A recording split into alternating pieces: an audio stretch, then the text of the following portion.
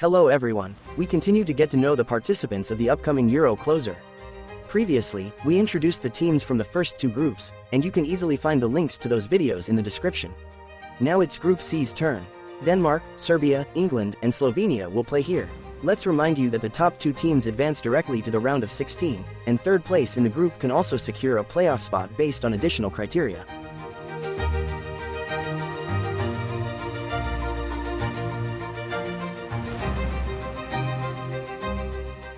Let's start with the team that created the greatest sensation in European Championship history 32 years ago. What's even more surprising is that the Danes didn't play particularly well, showing nothing outstanding and even losing to the hosts, Sweden, in the group stage of Euro 92. Yet, they managed to take the gold. The element of surprise helped. Denmark wasn't even supposed to be at the tournament. According to the competition format at the time, once out of the group, they only needed to win 2 matches, the semi-final and the final. The closest Denmark has come to repeating that historic success was at the last Euro 3 years ago. Kasper Hjulmand's charming team barely made it out of the group stage, losing their main star Christian Eriksen along the way, who gave everyone quite a scare. But in the playoffs, the team spread their wings and was stopped just one step away from the final by England, and even then, Harry Kane scored the decisive goal only in extra time. It all feels like it happened just yesterday. The team hasn't changed much. The coach is still the same, so this squad is very familiar to all of us. Denmark qualified well for the current European Championship, eventually winning their group, although not without a mishap along the way. That infamous match in Kazakhstan, where Denmark, leading 2-0, suddenly collapsed in the second half. The hosts completed a victorious comeback, 3-2. Otherwise, everything went smoothly. Rasmus Højlund scored 7 goals, and in the decisive November battle, they defeated Slovenia, whom they will meet again soon. Over 4 years, Hjulmand has given no reason for criticism.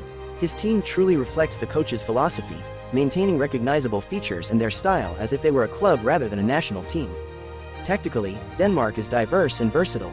Hjulmand doesn't fixate on one formation but regularly changes models from game to game, tailoring them to each opponent individually. They can play with 3 central defenders or a back 4. When Denmark has the ball, the formation is just a formality. Players interchange positions and seamlessly move across the field, confusing the opponent. More or less fixed positions are only held by Højbjerg and Eriksen. These are the 2 brains of the team, on whose decisions the play is built. Denmark usually has possession. They aim to control matches through possession, not by passing the ball around their own goal. The idea is to pass on the opponent's half, waiting for a sharp attack opportunity across a wide front. The game is usually sparked either by a clever pass from Eriksen or the dribbling of Damsgaard, the young star of the last Euro. This guy plays much brighter for the national team than for his club. At Brentford, he's not even a regular starter. The other leaders are the same. In defense, the experienced Andreas Christensen and Kjær, on the flanks, wingbacks Male and Christensen. In attack, Højlund is no longer alone.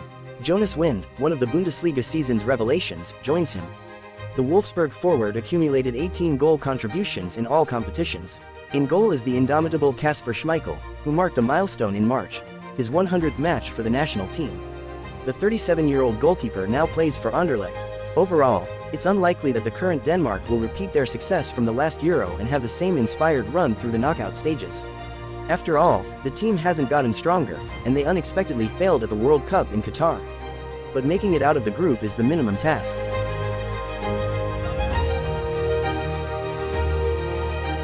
It so happens that 2 teams in the same group at the European Championship have recently met twice in the qualifiers. Slovenia collected as many points as Denmark but conceded the top spot due to head-to-head results. They played on equal terms both times, despite Denmark having more famous players. Slovenia hasn't had any European-scale stars since Zlatko Zahovic. Maybe the upcoming European Championship will elevate the status of Benjamin Sesko. The young, tall forward is highly regarded at Leipzig, plays regularly, scores often, and his career is progressing steadily. The 20-year-old Sesko has long been on the radars and shortlists of many big clubs. For now, the most famous player on this team is the goalkeeper, the experienced Jan Oblak from Atletico, who needs no introduction. Previously, there was also his colleague Handanovic, but he retired from the national team in 2015. Josip Ilicic, having overcome depression, also made it to the national team. In the history of the Slovenian national team, there has already been one journey to the Euro. In 2000, that same generation of Zahovic made it there. They fought hard against each opponent but finished last in their group. It's safe to say how exciting this first similar experience will be for all the current players. The Slovenian team is managed by Matjaž Kek. He previously led the team to the World Cup in 2010 and is now taking Slovenia to the Euro. Naturally, his authority is unquestionable, and Mr. Kek is confident in his job. He won't be fired regardless of the Euro's outcome. Advancing from the group is the maximum Slovenia should aim for. Essentially, reaching the round of 16 would already be a historic achievement for them. Let's take a short break and test your knowledge. Answer this question. Which team has won the Euro the most often? Germany, England, France, Spain.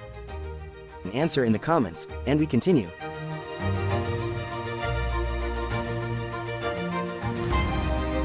Next, let's move to a country whose football federation is perhaps the most lenient in Europe towards the national team coach, or the laziest.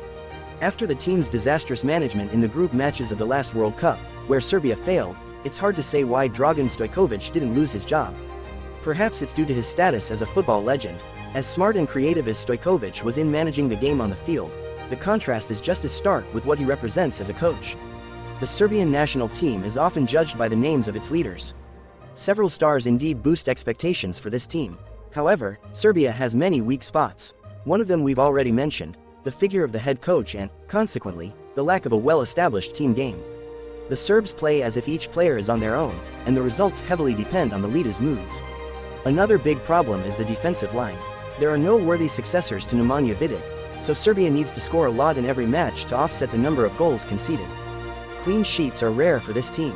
So, if they don't make it out of the group again, don't be too surprised. Stojkovic's team barely qualified for the Euro, stumbling frequently. They somehow managed to take second place in the group, behind Hungary, and only because there weren't any other strong opponents. But there are positives. When Dusan Tadic is on the field, watching a football match is already interesting. Along with another skilled Balkan player, Filip Jurisic, they create magic in the final third and supply balls to the attacking leader and top scorer, Aleksandar Mitrovic. Despite moving to Saudi Arabia, he continues to score a lot, and the star Dusan Vlahovic remains on the bench behind him. Another Serb, Filip Kostic, has lost form this season at Juventus but can always deliver a great pass with his left foot. Evaluating Sergej Milinkovic-Savic's form is difficult. He, like Mitrovic, also moved east but remains a key figure in midfield. Overall, the strongest personalities are concentrated in attack and midfield. This means the team is very unbalanced. With the ball, you can expect bright flashes, but when transitioning to defense, it's best to pray for the promising Strahinja Pavlovic. The 22-year-old Salzburg defender seems the most reliable among the defenders. In principle, supporting such a team is quite fun. Their matches are always fireworks, with both sides playing with fire.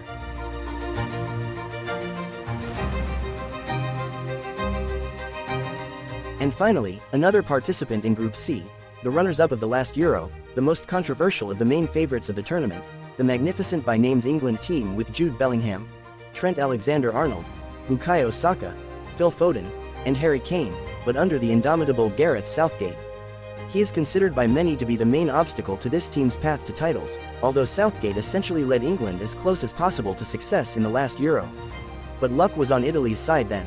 Critics argue that the cautious, even cowardly, tactics without pressing hold back the powerful potential of the current England squad, as if the coach is keeping the team in a straitjacket. On the other hand, the unspectacular but reliable way of playing at least protects against annoying and tragic mishaps that big tournaments are prone to. Therefore, under Southgate, there are no glaring failures. It's an eternal debate about pragmatism and spectacle, in which neutral viewers, of course, side against the figure of the England coach. Another well-known criticism is that Southgate has called up the same players for years, regardless of their current form or the successes of others. His favorites, Harry Maguire, Calvin Phillips, and Jordan Henderson, have long made the squad despite difficult times in their careers. Within England, people have even started to mock this. This can be explained by the fact that Southgate's team resembles a club. The England team has a unified image, and the players are well familiar with it, while frequent changes in the squad harm cohesion. Recently, several fresh names have entered the team, like Conor Gallagher, Kobbie Mainoo, and Cole Palmer. Harry Maguire has suffered a calf injury and will miss the tournament. But everyone was surprised by the absence of Jack Grealish. It seemed Jack would defy nightly go to the Euro, but Southgate had other plans. This England team has two weak spots, the coach and the goalkeeper. No one better than the nervy Jordan Pickford has emerged for the Brits, as the goalkeepers of the top Premier League clubs are all foreigners. England won their qualifying group with Italy and Ukraine quite easily. Kane scored 8 goals, and Saka had 4 goals and 3 assists. Expectations for their performance are, as always, high. If the Euro final passes without England, it will be a sensation. If you want to see the next group overview sooner, give us some likes, subscribe to the channel and to our pages on Instagram and TikTok. See you.